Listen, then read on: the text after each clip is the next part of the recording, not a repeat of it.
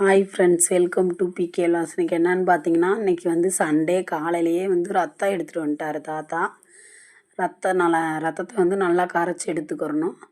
அதுக்கப்புறம் அந்த கீரையோட நேம் வந்து லட்சக்கட்டை கீரைன்னு சொல்லுவாங்க. அந்த கீரை, வெங்காயம், பச்சை மிளகாலாம் போட்டு நல்லா கரைச்சி எடுத்துட்டு அடுப்பத்தை வச்சு சட்டி வச்சுட்டு எண்ணெய், கடுகு, கருவேப்பிலை போட்டு தாளித்து விட்டுட்டு வெங்காயம், பச்சை மிளகாய் போட்டு லைட்டாக வதக்கி விடணும். வதக்கி விட்டதுக்கப்புறம் பார்த்திங்கன்னா, அந்த கரைச்சி வச்ச ரத்தம், கீரை எல்லாம் ஊற்றி நல்லா கிண்டிக்கிட்டே இருக்கணும்.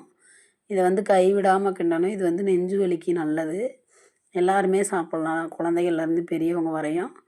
நல்லா கைவிடாமல் கிண்டிக்கிட்டே இருக்கணும். நல்லா கிண்டினதுக்கப்புறம் இந்த கலரில் சேஞ்ச் ஆகும். இந்த கலரில் சேஞ்ச் ஆனதுக்கப்புறம் நல்லா கைவிடாமல் கிண்டிகிட்டே இருக்கணும்.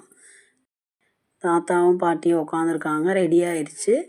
இறக்கும் போது தேங்காய் பூ போட்டு லைட்டாக கிண்டி விட்டு இறக்கி தாத்தாவுக்கு போட்டு கொடுத்துடலாம். தாத்தா சாப்பிட்டுட்ருக்காரு. அடுத்து பாட்டிக்கு போட்டு கொடுத்துட்டு தாத்தா நல்லா இருக்குன்னு சொல்லிட்டாரு. அப்புறம் என்னான்னு பார்த்தீங்கன்னா, நாட்டுக்கோழி எடுத்துகிட்டு வந்திருக்காங்க. நாட்டுக்கோழியில் வந்து குழம்பு வச்சுட்டு கொஞ்சம் சிந்தாமணி செய்ய போகிறோம். மட்டன் குழம்ப தாளித்து விட்டாங்க அம்மா. இது வந்து மட்டன் சில்லி செய்ய போகிறோம். இந்த பொடி வந்து நாங்களே வீட்டில் சொந்தமாக தயாரிக்கிறது.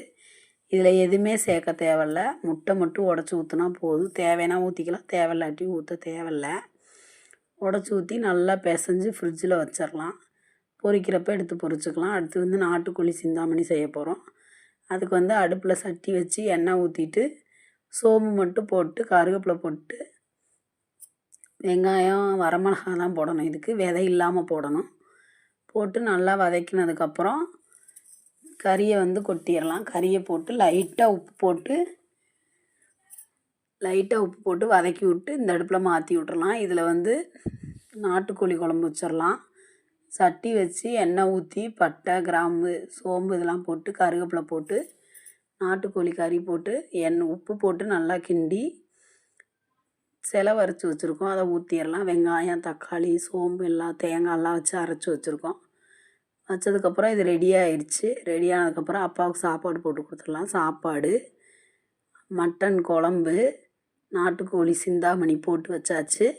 எங்கள் வீட்டில் சண்டே சமையல் இதுதான். உங்கள் வீட்டில் என்னான்னு கமெண்ட் பாக்ஸில் கமெண்ட் பண்ணுங்கள்.